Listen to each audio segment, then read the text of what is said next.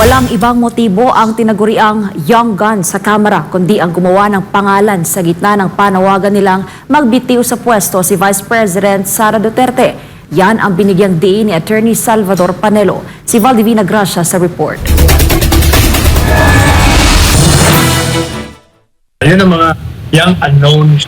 Ganyan inilarawan ni dating Chief Presidential Legal Counsel Attorney Salvador Panelo ang tinaguriang Young Guns o mga bagitong mambabatas sa Kamara na nananawagan ng pagbitiw sa pwesto ni Vice President Sara Duterte.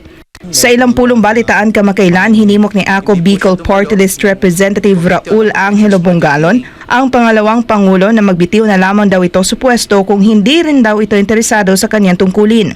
Ang pahayag na ito ni Bongalon ay kasunod sa hindi pagdalo ni VP Sara at ng iba pang opisyal ng Office of the Vice President o OVP sa budget hearing ng tanggapan para sa susunod na taon.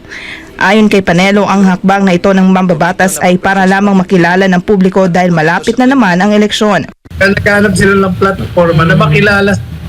Hindi mo kakilala yung mga mga bagong salta sa Kongreso. Kaya makikita mo yung papayag nila mga puro dispalingado.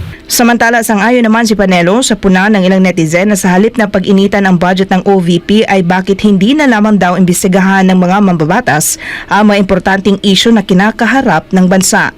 Meron pang dapat silang imbestigahan yung pagbibenta ng gold reserves. Yun ang magandang yung mga ginagawa nilang patinirap, lalarawan, sinungaling, mga ewan ko ba? Yun ang dapat, yun ang mga tunay na dapat bakit nagbenta, anong kalakaran,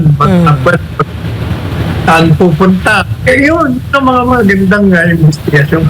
Para sa Diyos at sa Pilipinas kong mahal, ako si Valdivina Gracia, SMNI News.